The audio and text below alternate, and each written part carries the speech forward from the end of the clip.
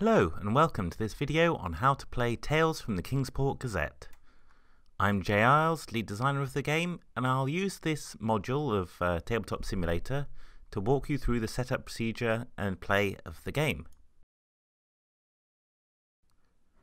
So, what do you get in the game? You get a rulebook, a deck of asset cards, a deck of goal cards, a deck of locations, 3 different Doom cards, and 6 different character cards, as well as 15 insight tokens. The game's setup procedure is simple. First, you have a talk among your group about what sort of story you want to tell. Is it going to be light-hearted and whimsical, dark and brooding? Is it going to be gory or schlocky or PG rated? You also have a bit of a talk about the setting of your story. Is it going to be by the ocean in the Pacific Northwest? Is it going to be a sleepy New England, Massachusetts town? Is it going to be a quaint pastoral village in the home counties of England? Finally, discuss any topics that you don't particularly want to deal with here. The source material is full of a lot of problematic topics that aren't necessarily what you want to go into in a story game like this. So if you don't want to deal with racism or homophobia or transphobia, if you don't want to deal with heavy topics like assault or abuse, make sure the group knows. And it's fine if something comes up later that you weren't expecting to be a problem becomes a problem, to let the rest of the group know. Once you've established the groundwork of your story, the next step is to decide which characters you'll be playing. There are 6 characters in Tales from the Kingsport Gazette. There's the sleuth, an investigator from out of town here to solve a mystery. The antiquarian, an expert in the town's lore and history who is discovering something deeper. The seeker, an investigator of eldritch and strange science. The servant, a follower of a strange and eldritch deity, as well as an employee of one of the characters. The scion, an inheritor of wealth and prestige in the town, but also possibly an inheritor of something much stranger. And the outcast, someone who has gone through something dark and terrible long ago that has pushed them to the fringes of the town. You pick a character, say the scion, and answer the setup questions. For example, the scion answers what the town's main industry was and how their families recently lost their grip on it. It's important to note that this card has 2 sides. You can flip it to the masculine or feminine side as you wish. And it comes with a bunch of names that you can pick from. You can obviously make up your own. Then you answer relationship questions. So one of the other characters will be someone who works for the scion's family, and they can always interfere in their scenes. Secondly, they have a terrible vision about somebody, and that person has power over them.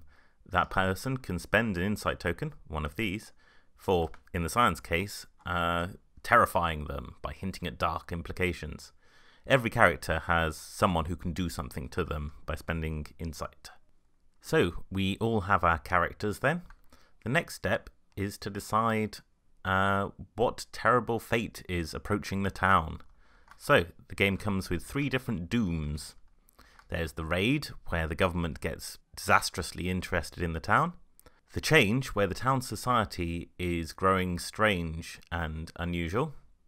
And celestial conjunction, where time and space is getting torn apart. As a group, you decide which one you want and place it in the center of the table, putting the rest out of the way. So let's say we're going with the raid. What we then do is we put these insight tokens on the spaces on the Doom card. And as you play, you'll be taking these Doom tokens off the card and revealing what is in store for the town. Next up is character goals. These are the objectives you're trying to pursue as you play the game. You get your goals by drafting them. You put out 1 more card than there are players in the game. So let's say we're playing with 4. We would put out 5 cards.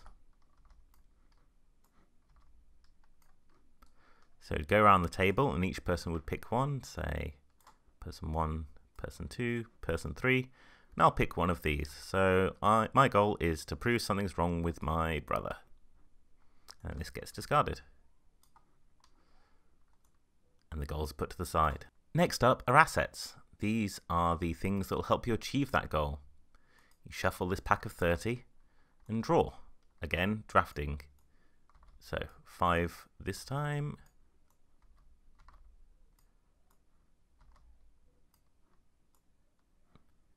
And because I was the last person to pick that time, I'm the first person to pick this time. So to prove something's wrong with my brother, I need a social asset, a tool asset, and an eldritch asset. And I am going to therefore go with a motor car. And everyone else picks one going anti-clockwise.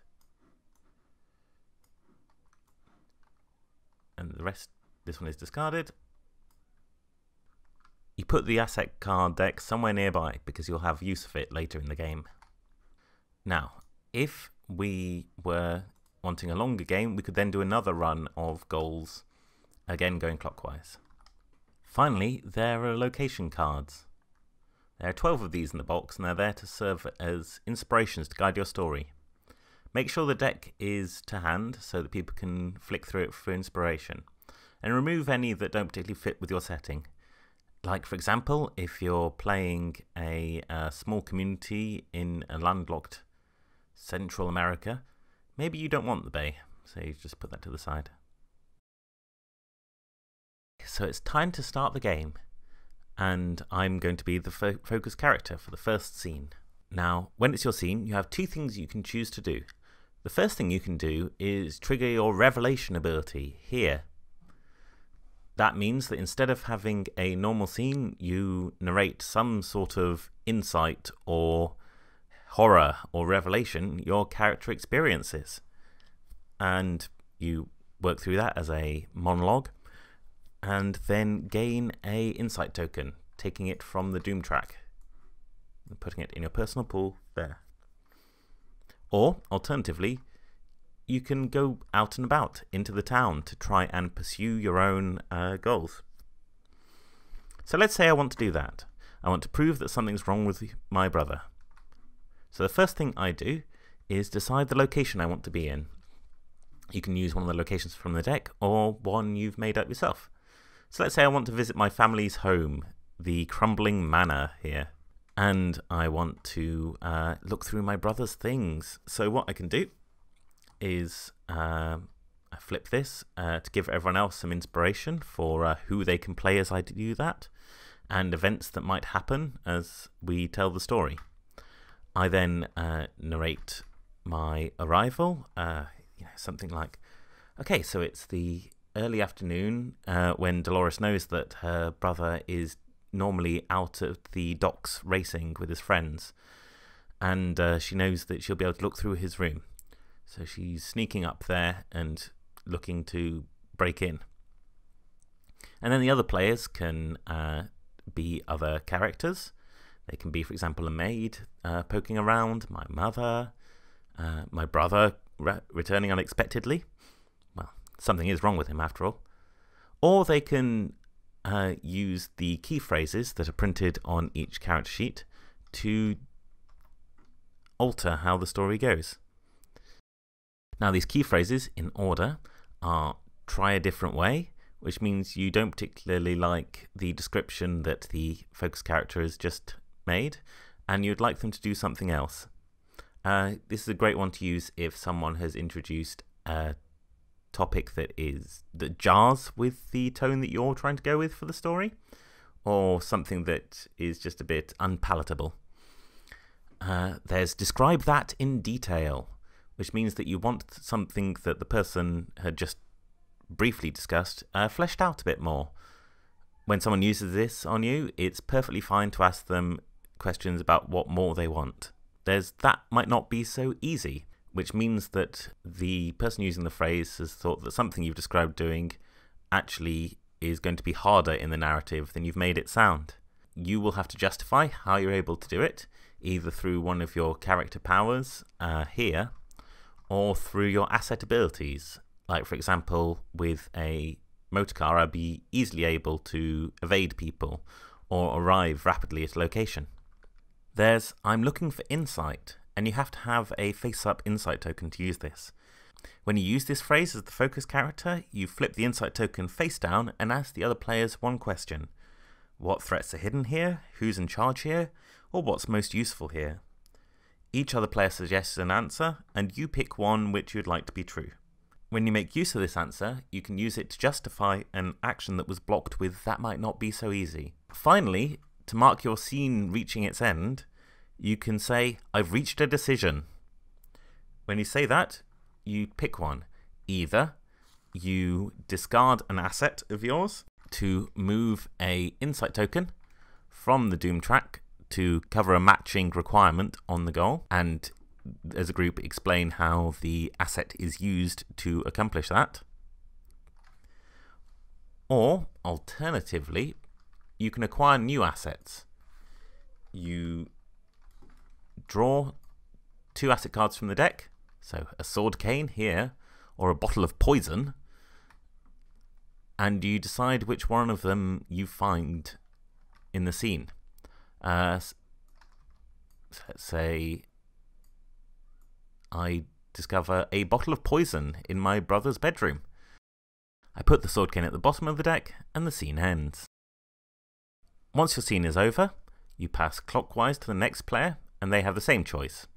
Have a scene in a location, or experience their revelation. As you gain insight, it accumulates in your pool. When you spin it, you flip it face down to show it can't be used anymore. It remains face down until the start of your turn, at which point you flip all your insight tokens face up. As people experience revelations and progress their goals, insight tokens move off the Doom track, gradually revealing the next omen. As soon as the scene ends, where a new omen has been revealed, you read it out. Each player then gets to narrate a short vignette of the omen's effects on the town, and everyone is encouraged to include those elements in their description of later scenes. When you've advanced your goal for the 3rd time, such that all its requirements are covered, you've completed that goal. You narrate what happens as your character meets their goal. As for the insight tokens on it, you put 1 in your personal track, representing the experience that completing this goal has given you. You put 1 back on the Doom track, representing how finding resolution here has helped the town. And you give 1 to the other character who was most helpful in finishing this goal. Then you flip it over. The game ends when either 1 player has finished their goals, or the last token is removed from the Doom track. Your story then enters its epilogue. You go around the table, starting with the character who had the last turn, narrating an epilogue for your character. Include a rise in status, surprising fortune, or moment of joy for each complete goal, and some significant misfortune, persecution, or misery for each incomplete goal. Finally, decide what happens to the town. Did the Doom subside and things return to normal? Was the town forever changed by the Doom, but carry on bearing its scars? Or did the Doom destroy this town, wipe out its people, and even end the world? It's your choice. Thanks for watching, and I hope you enjoy the game.